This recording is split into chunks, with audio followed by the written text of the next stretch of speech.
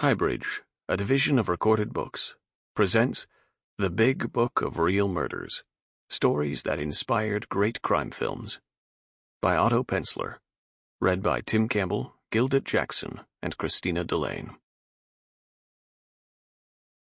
Introduction. The history of motion pictures is closely intertwined with mystery, crime, suspense, espionage, and detective fiction.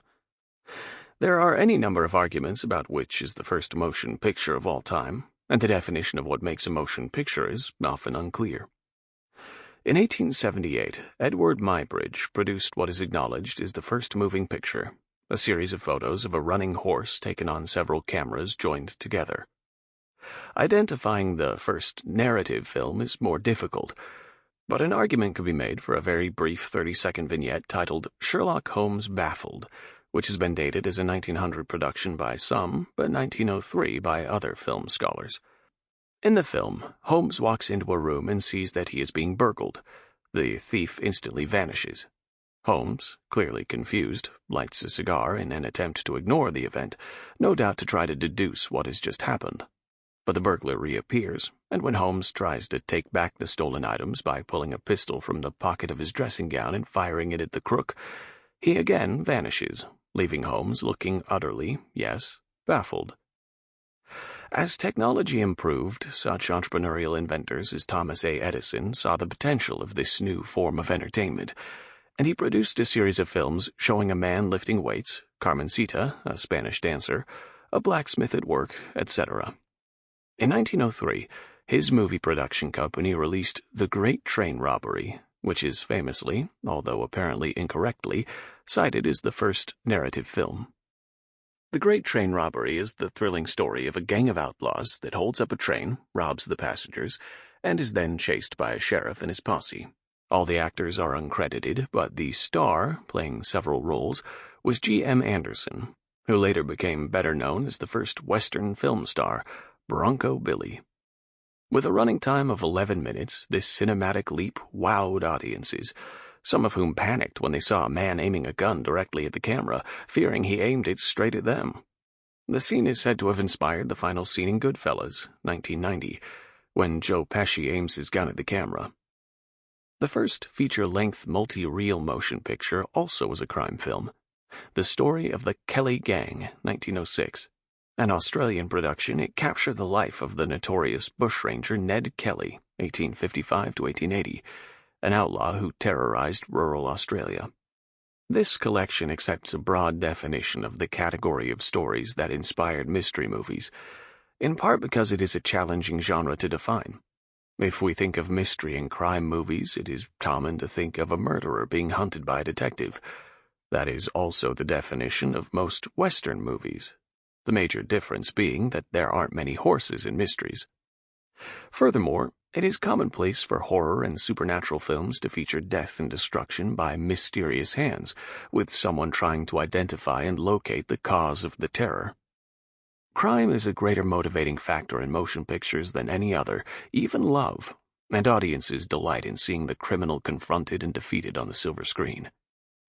The detective, whether amateur sleuth, official crime fighter, private eye, or espionage agent, is a necessary component of these narratives. These mostly heroic figures have had a rich life in films, and this volume barely scratches the surface as it focuses on a single literary form, the short story. It is fair to say that most of the greatest mystery and crime films were adapted from novels or were original screenplays. A pause for an indulgent sidebar, please.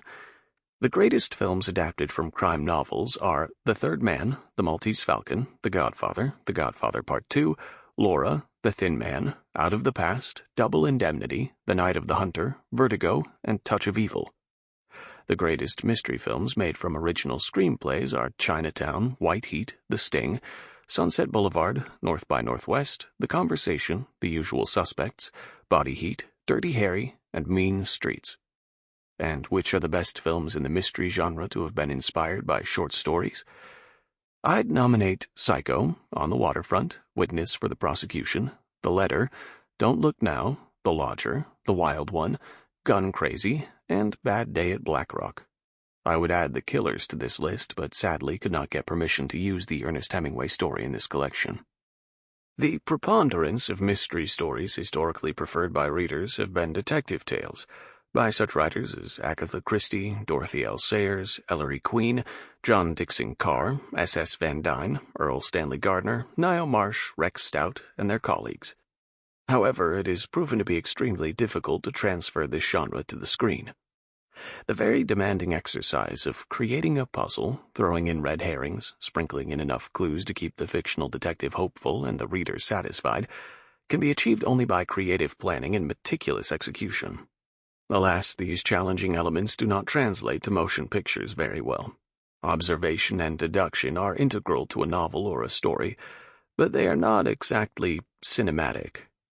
Movie audiences are far more interested in seeing action, car chases, explosions, gunfights, fistfights, and such, rather than watch a brilliant detective sit and think. With the exception of some superb but dated films about Van Dyne's Philo Vance and the big-budget forays into nostalgia of several Agatha Christie films, no memorable films have been based on the works of the authors mentioned, though they are among the cream of the crop on the printed page.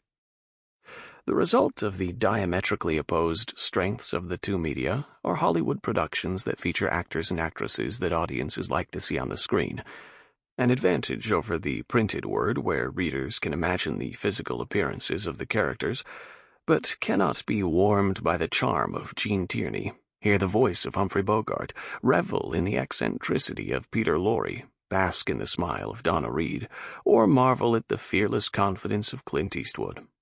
Mystery, crime, and suspense movies remain among the most popular films of this era, just as they have been since the creation of motion pictures, and I confess to being a devotee. In addition to reading every story in this collection, of course, I watched all but 3 of the films they inspired. Sometimes I preferred the story, other times the film. They provided different pleasures in most cases, none of which I would willingly have given up. It's a Wonderful Life. Otto Penzler. The suspense is killing me. I wouldn't be in your shoes. Cornell Woolrich. The story.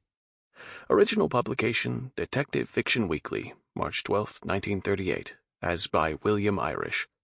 First collected in I Wouldn't Be in Your Shoes by William Irish, Philadelphia, Lippincott, 1943.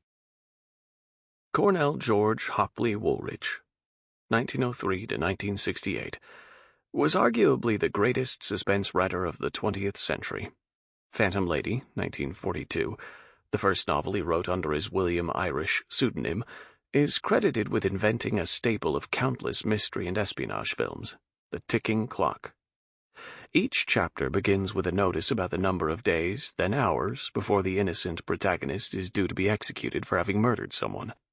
Every time James Bond, or another hero in an international thriller, is seen trying to prevent a bomb from exploding as we watch the seconds on the timer tick away, the screenwriter owes a word of thanks to Cornell Woolrich.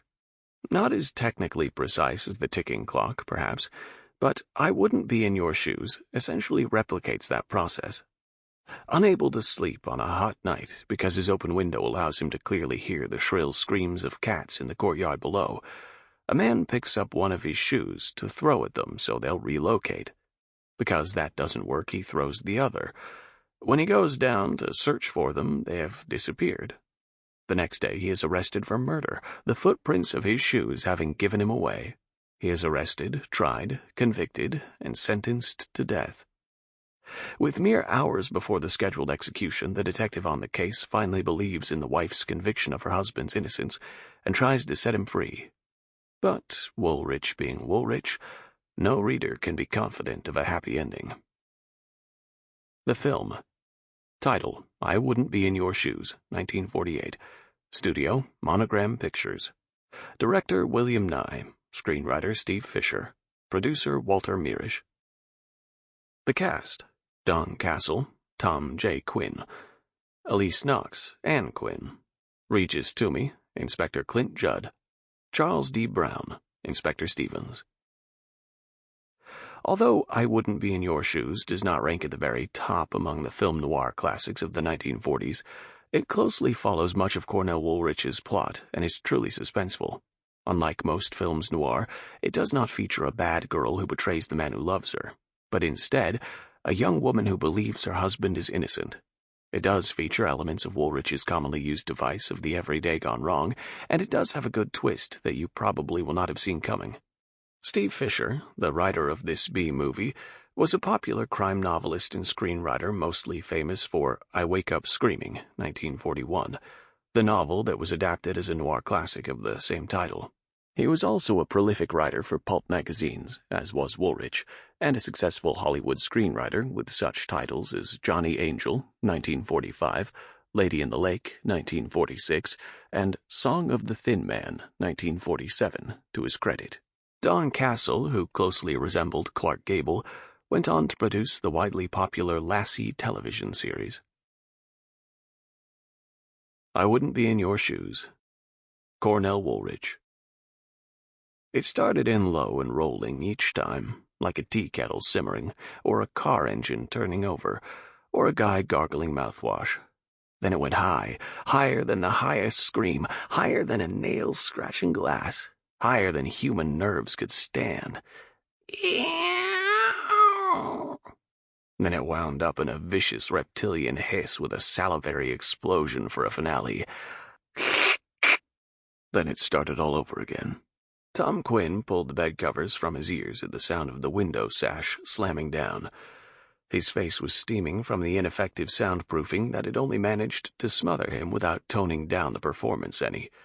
"How are we going to sleep on a hot night like this with the window closed?" he said irritably. "Well, how are we going to sleep with that going on?" his wife demanded, not unreasonably. "Are they making love, or are they sore at each other, or are they just suffering down there?" The floodgates of his pent-up wrath burst at that. It had been going on ever since they'd retired. He reared up with the violence of an earthquake, scattering the bedding all over the floor. He snatched up something from the floor, took 2 quick, slapping, barefooted steps over to the window, jerked it up, wound up his right arm like a big-league pitcher, let fly into the obscured backyard, 5 stories below. His wife didn't see what the object was in time to stop him. There was a complete lack of any answering impact or thud from below to show that the missile had found a mark. There was not even a hitch in the caterwauling. To Quinn's inflamed ears it even seemed to take on an added derisive note, as though the felines were razzing him. "Cats!" he panted hoarsely.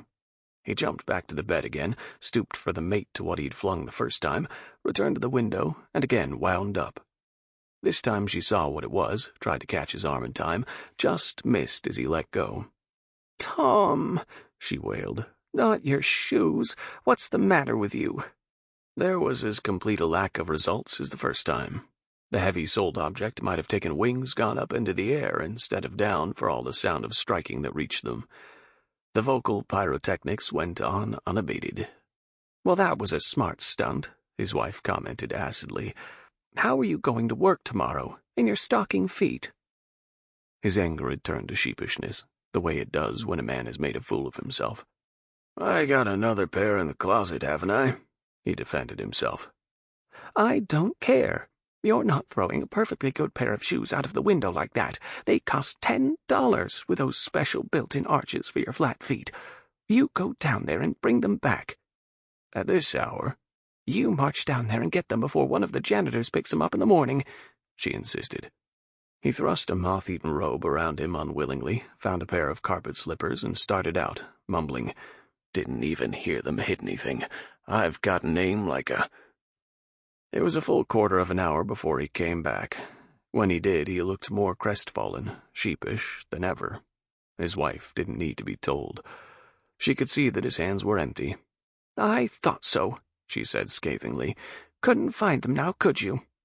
"I looked all around in both yards, ours and the next one over," he said shamefacedly. "Not a sign of them anywhere."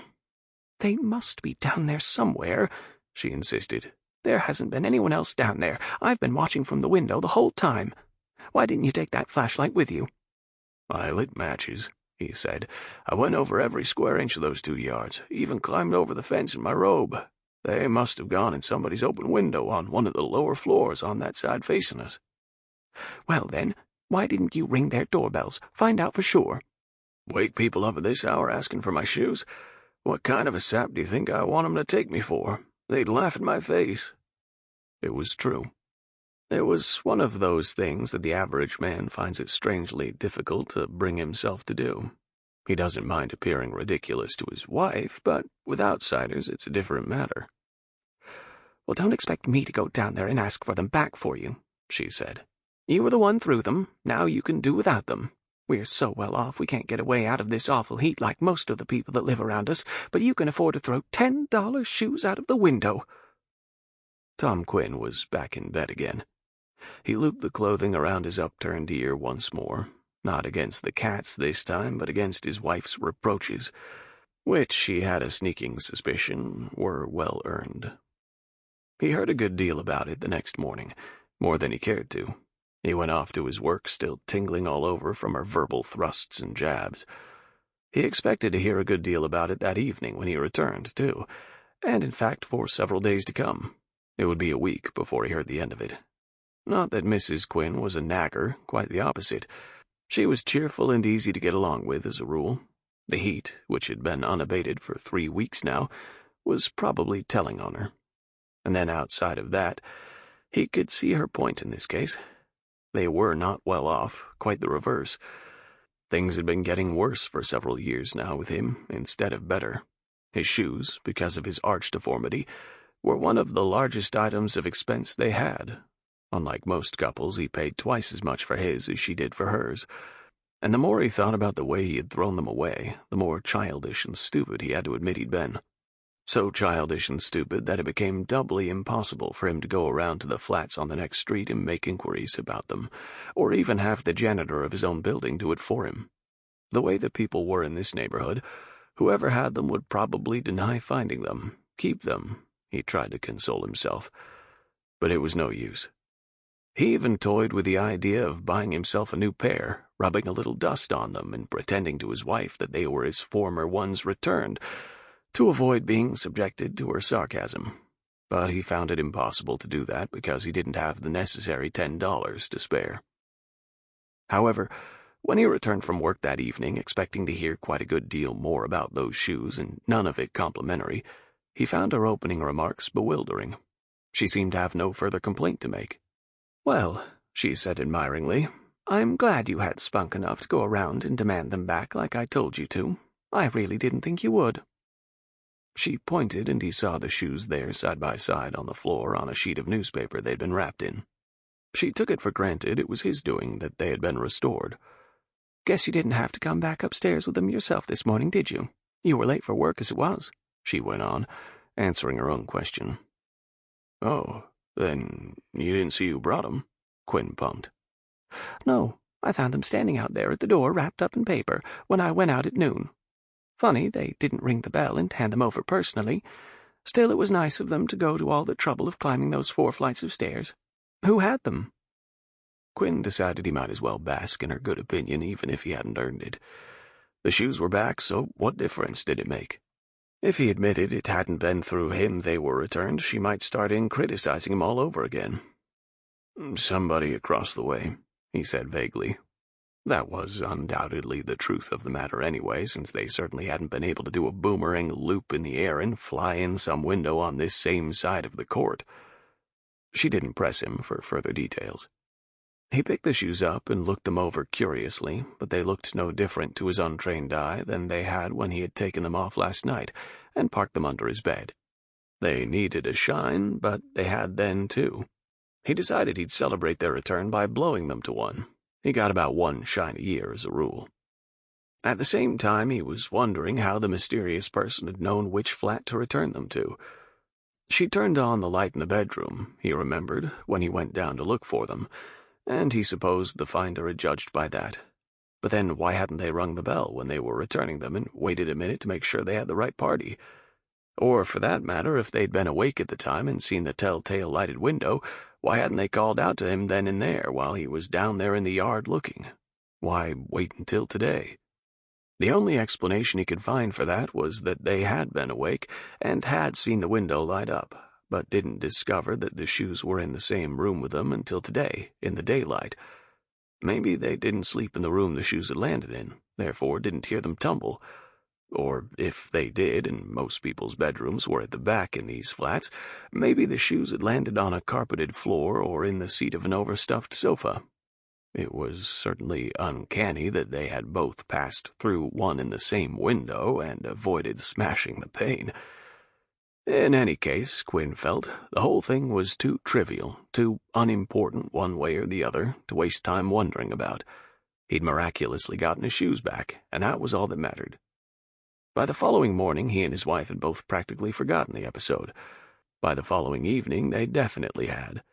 By the second morning after, it was so completely erased that only direct mention of it could have brought it back into their minds. And they were the only ones who knew about it, so who else was to mention it to them? The old frame house down near the waterfront had never held so many people since the day it was put up. It must have been a pleasant place 50 years before. Trees overhanging the limpid water, cows grazing in the meadows on both sides of the river, little frame houses like this one dotting the banks here and there. It wasn't a pleasant place anymore. Garbage scows, coal yards, the river, a greasy gray soup. Dead-end blocks of decrepit tenements on one side of it, lumber yards and ice plants in tall stacks on the other. The house was set far back from the street, hemmed in by the bank of walls that rose around it. The inspector, who was a heavily built man, looked doubtfully up at it as he stepped in under the warped porch shed. "I hope I don't put my foot in the wrong place and bring it tumbling down on top of us." "Living in a place like this was asking for it," one of the men with him remarked. "A regular corner pocket. It must be pitch dark all the way back here at night." The house was bigger on the inside than it gave the impression of being from the front. They passed down a tunnel-like hall to a room at the back which kept lighting up bright blue, as though there were a short circuit in there. A couple of men lugging a camera came hustling out, nodded, and left, trailing an acrid odor of flashlight powder behind them. The inspector went in, said, "So that's him, eh?" There was a man lying dead on the floor with a section of clothesline wound around his neck. Although the activity going on all around stemmed from him, nobody was paying much attention to him anymore. One of the detectives even stepped over him to save time getting from one side of the room to the other. A pyramid of empty tin cans had toppled down in the corner. A terrified mouse darted out, around, and in again. Its long tail stayed visible between two of the cans, then vanished more slowly than the rest of it had. The inspector said, "I'm only surprised it didn't happen long ago. He only went out once a month to buy canned goods. Never left the place outside of that. I guess that's how he managed to stay alive as long as he did." "Well, he's going out now, and it ain't to buy canned goods," the inspector said. He called out into the hall, "Morgue, we don't need him anymore." A couple of men waiting out there came in with a basket. "How'd they get in, whoever it was?" the inspector wanted to know. "Right there." One of them indicated a wide-open window facing the back. "The old guy would never open the front door for anyone of his own accord. Too suspicious. It was still locked on the inside when we got here anyway. He must have left this window open a little on account of the awful heat. In came death." "Hidden horde motive, like with all these recluses?" suggested the inspector. "Well, did they get it? How does it look to you men?" A man rifling a sheaf of old papers, letters, and clippings through his fingers and sneezing from the dust at intervals spoke up. "I think they did get something. There's not a sign of a bank book, safe deposit key, or memorandum of any investments anywhere around, and it's a cinch he didn't live on air. The storekeeper where he got his monthly groceries says he never showed up with anything smaller than a $20 bill, the large old-fashioned kind that don't circulate anymore." "How does he look?" asked the inspector crisply. "Okay at first sight. He was the one notified us. You see, this Wontner had been buying from him so long he knew just which day to expect him in. Always the first of the month. It never varied. So when he didn't show, today being the day, the grocer came around and knocked, thinking the guy might be ill and need help. When he didn't get any answer, he tipped off a cop.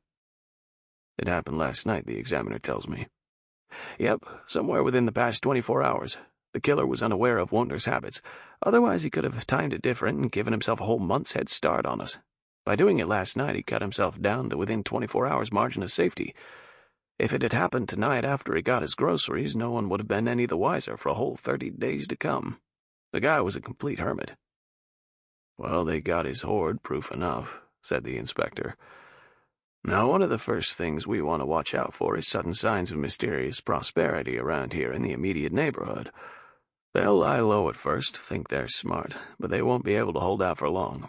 Anyone that breaks out in a new suit or starts dolling his wife up or moves kind of sudden to a new flat or starts setting 'em up for the boys down at the corner, we'll keep our eyes open for that kind of thing. He added abruptly, Where'd the rope come from? Think that'll do us any good? No, we've already traced it. He picked it up right out and back here. Won'tner used to hang his shirts on it to dry. The inspector went over to the open window, peered out.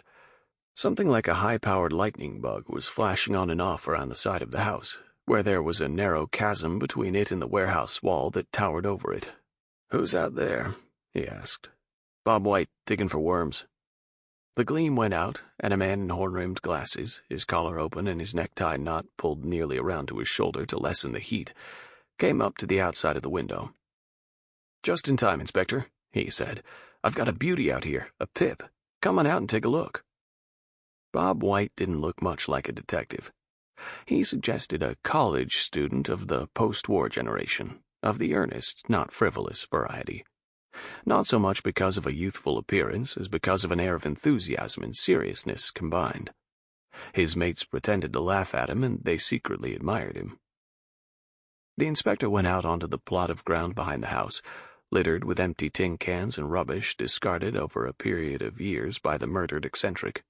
The others came out after him one by one, trying to look disinterested and not succeeding.